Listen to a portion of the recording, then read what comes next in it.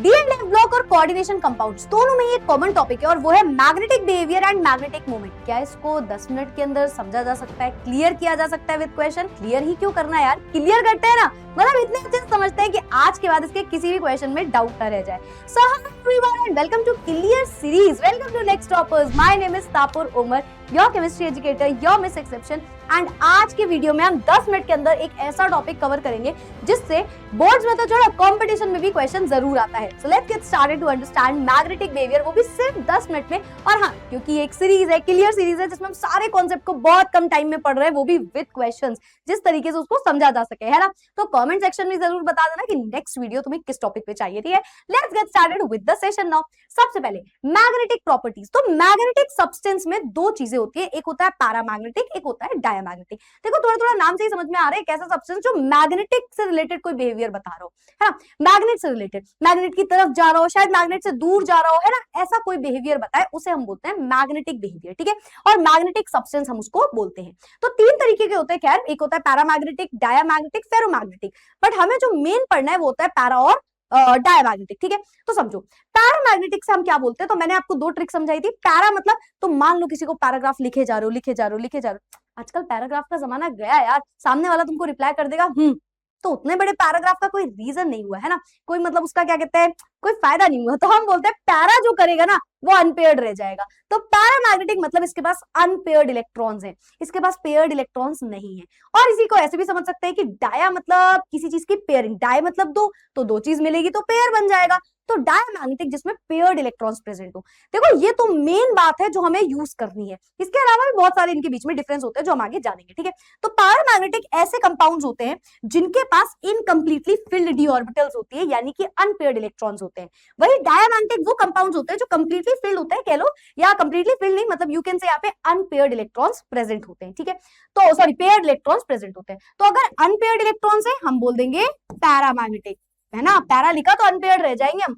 और डायमैग्नेटिक का मतलब है जहां पे पेयरिंग हो जाए, तो पेयर्ड इलेक्ट्रॉन्स यहाँ पे प्रेजेंट होते हैं, ठीक है। तो ये मेन डिफरेंस है। जैसे मैं क्रोमियम और आपको जिंक की बात बताऊं, क्रोमियम के पास बहुत सारे अनपेयर्ड इलेक्ट्रॉन्स होते हैं, वही जिंक के पास एक भी अनपेयर्ड इलेक्ट्रॉन्स नहीं होते, सारे पेयर्ड हो जाते हैं। पेयरिंग हो गई डायमैग्नेटिक, नहीं हुई अनपेयर्ड इलेक्ट्रॉन है पैरामैग्नेटिक। और ऐसे बहुत सारे इसमें चीजें होती है। अब हम इसके बारे में थोड़ा सा और जानते हैं, जो नीचे एक लाइन लिखी है उसको समझते हैं one by one.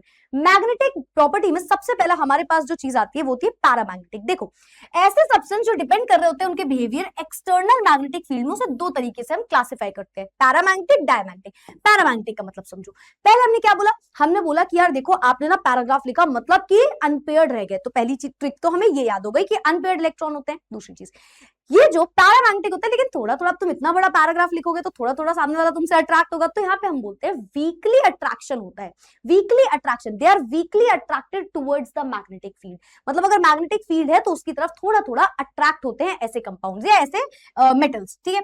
These are weakly attracted towards the magnetic field, ठीक है। क्यों? क्योंकि यहाँ पे प्रेजेंस होती है अनपेयर्ड, तो क्योंकि अनपेयर्ड इलेक्ट्रॉन्स होते हैं तो इस वजह से थोड़ा थोड़ा अट्रैक्ट होता है मैग्नेटिक फील्ड की तरफ। वही अगर स्क्रीनशॉट लेते हो चलना, अगर हम बात करें डायमैग्नेटिक की, तो डायमैग्नेटिक में ये रेपल कर जाते हैं, भले पेयर्ड हो गए पर रेपेल कर रहे हैं एक दूसरे से, दूर जा रहे हैं। अब रेपेल किससे? एक दूसरे से, दरअसल नहीं, ये रेपेल करते हैं towards the magnetic, from the magnetic field. Magnetic field की तरफ जाएंगे तो रेपेल करेंगे, क्यों? क्योंकि ऑलरेडी पेयर्ड इलेक्ट्रॉन्स हैं सारे, तो ये मैग्नेटिक फील्ड की तरफ नहीं जाएंगे, तो हम क्या बोलेंगे, repel to a magnetic field. क्यों? क्योंकि यहाँ पे मैम अनपेयर्ड इलेक्ट्रॉन्स होते ही नहीं है, सारे पेयर्ड है, तो वो मैग्नेटिक फील्ड को देख के दूर चले जाएंगे, और जब अनपेयर्ड होते हैं वो मैग्नेटिक के तरफ चले जाते हैं, ठीक है। तो ये चीज हमें याद रखनी है। चलो अच्छा, एक और चीज होती है वो होता है फेरोमैग्नेटिक सब्सटेंस। फेरोमैग्नेटिक सब्सटेंस ऐसे सब्सटेंस होते हैं which are strongly attracted towards the magnetic field. जैसे पैरामैग्नेटिक वीकली अट्रैक्टेड है, ये स्ट्रांगली अट्रैक्टेड होते हैं, बट इससे रिलेटेड बहुत ज्यादा हमारे सिलेबस में कुछ भी नहीं है। They are strongly attracted towards the magnetic field. Moving forward, अब आता है स्पिन फॉर्मूला, जिससे हमें क्वेश्चन पूछा जाता है, इसी से हम निकालते हैं, you can say magnetic moment. क्या निकालते हैं? Magnetic moment. तो यहाँ पे मैग्नेटिक मोमेंट निकालने का फॉर्मूला क्या है, ठीक है, म्यू से इसको डिनोट करते हैं, दिस इज मैग्नेटिक मोमेंट, ठीक है। ये होता है under root of N n+2, ठीक है, अंडर रूट ऑफ n+2। अब इसमें हर एक चीज का मीनिंग समझो। म्यू को आप जो डिनोट कर रहे हो, म्यू है हमारा, म्यू हमारा एक सिंबल है जिससे हम डिनोट कर रहे हैं मैग्नेटिक मोमेंट, मैग्नेटिक मोमेंट, मतलब जो हमने मैग्नेटिक बिहेवियर देखा ना कि पैरामैग्नेटिक है, डायामैग्नेटिक है, उसके लिए हम मैग्नेटिक मोमेंट निकालते हैं, कितना पैरामैग्नेटिक कितना डायामैग्नेटिक, तो वो हम निकालते हैं। ठीक है, यहाँ पे जो एन है, एन क्या डिनोट कर रहा है, एन क्या डिनोट कर रहा है, नंबर ऑफ अनपेयर्ड इलेक्ट्रॉन्स, जितने भी अनपेयर्ड इलेक्ट्रॉन्स प्रेजेंट होंगे वो होता है हमारा स्पिन फॉर्मूले में नंबर ऑफ अनपेयर्ड इलेक्ट्रॉन्स जो हैं वो हमारे एन से डिनोट करते हैं, +2। ठीक है, साथ ही साथ इसकी यूनिट क्या होती है, तो इसकी यूनिट होती है बोहर मैग्नेटॉन, या जैसे आप बोल सकते हो बोर मैग्नेटॉन, बोर मैग्नेटॉन, है ना। ऑफ कोर्स आप इसको सिंबल से डिनोट करोगे बी एम, ठीक, बोर मैग्नेटॉन। तो ये हमारा फॉर्मूला होता है, and this is very important क्योंकि इससे क्वेश्चन बहुत बार पूछा जा चुका है। ठीक है, अब एक ट्रिक होती है, देखो एन की वैल्यू से आप म्यू की वैल्यू सीधा निकाल सकते हो। अगर आप ये फॉर्मूला आप दिखाने के लिए बना देना, पर आपको ये याद भी रखना है थोड़ा थोड़ा। अगर नंबर ऑफ अनपेयर्ड इलेक्ट्रॉन 1 है तो म्यू की वैल्यू सीधा 1.73 हो जाती है। ठीक है, अगर 2 है तो म्यू की वैल्यू 2.783 हो जाती है, 3 है तो 3.87, 4 है तो 4.90, 5 है तो 5.92। ये तो देखो एग्जैक्ट वैल्यू है, पर आप अगर बोर्ड्स में से मिलती जुलती भी वैल्यू लिख के आओगे तो भी आपको नंबर मिलता है। तो आपको थोड़ा सा ट्रिक याद करनी है कि अगर 1 है तो आप बोलोगे 1.73, 2 है तो आप बोलोगे 2.73, 3 है तो आप बोलोगे 3.73, 4 है 4.73 एंड सो ऑन। पर ये सभी जो मैंने आपको वैल्यूज बताई, ये नियरली है, मतलब 1 है तो ऑलमोस्ट ये आंसर, 2 है तो ये, 3 है तो ये, बाकी अगर आपको ये वैल्यूज याद हो जाती है तो ये तो एकदम एग्जैक्ट वैल्यू है। ठीक है, तो 1.73, 2.73, 3.73, या ऐसे कई लोग 2.75, 3.75 ऐसे भी लिखते हैं, आप इसको इस तरीके से याद रख सकते हो। ठीक है, आप हायर वैल्यू भी लगा सकते हो, 75, 3.75, 4.75, 5.75, क्योंकि ये ना अप्रोप्रिएट वैल्यू नहीं है, हम बोल रहे हैं ऑलमोस्ट ये वैल्यू आ रही है, तो इस तरीके से भी आप आंसर लिख सकते हो। ठीक है, अब अगर कुछ समझ नहीं आया तो इसको हम एक क्वेश्चन से समझते हैं। तो हमारे पास पहला क्वेश्चन है, हमें मैग्नेटिक मोमेंट निकालना है Fe+3 आयन का। ठीक है, तो मैग्नेटिक मोमेंट मतलब म्यू की वैल्यू वो होता है √n n+2। तो सबसे पहले अनपेयर्ड इलेक्ट्रॉन देखो कितने हैं, है भी या नहीं है। ठीक है, तो हम बोलेंगे कि यहाँ पे आयरन +3 की बात हो रही है, आयरन का एटॉमिक नंबर होता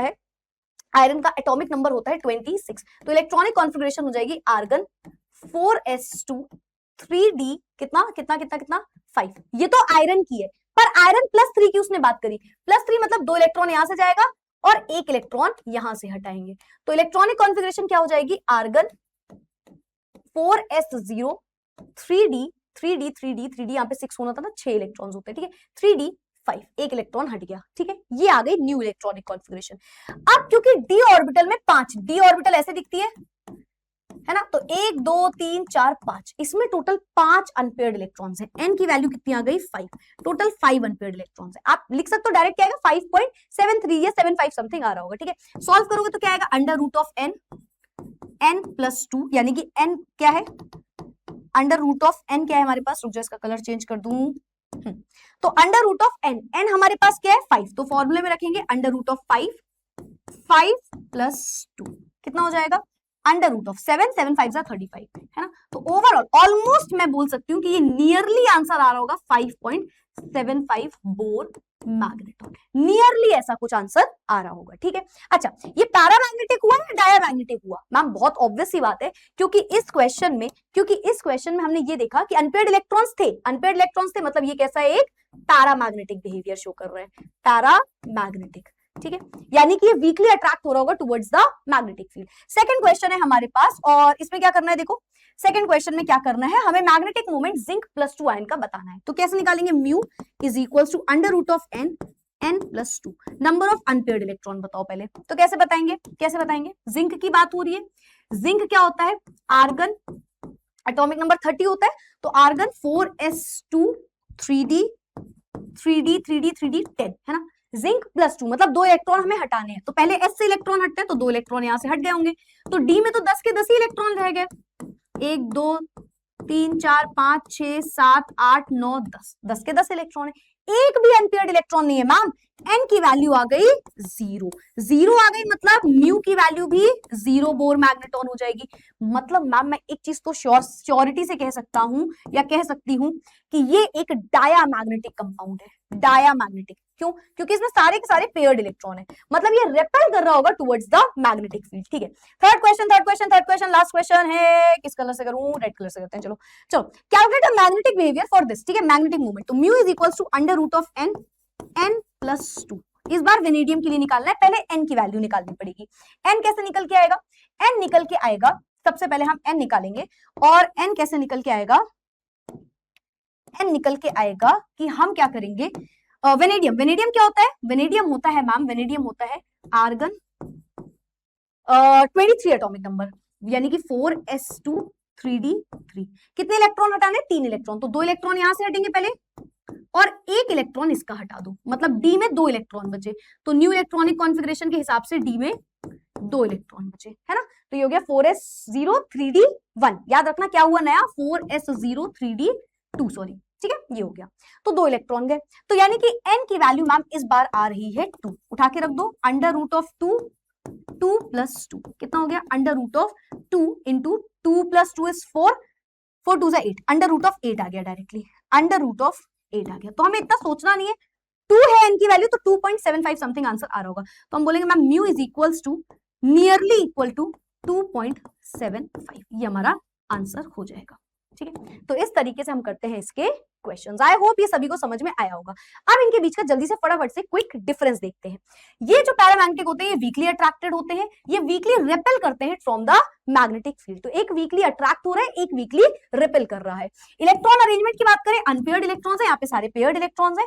यहाँ पे परमानेंट मैग्नेटिक मूवमेंट है, यहाँ पे परमानेंट नहीं है। यहाँ पे स्मॉल पॉजिटिव वैल्यू, यहाँ पे स्मॉल नेगेटिव वैल्यू आती है ना। बाकी ये बता दिया towards the magnetic field, away from magnetic field.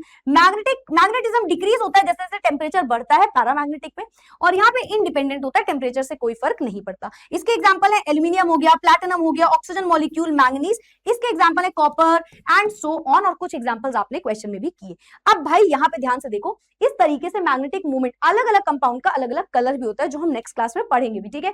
तो ये आपका होमवर्क है, इसे कमेंट में बताते हुए जरूर जाना, और अगर सबको समझ में आ गया हो तो भाई जाते जाते क्लियर जरूर लिख देना। तो एक आंसर बताना कमेंट में इस क्वेश्चन का, और क्लियर लिख देना।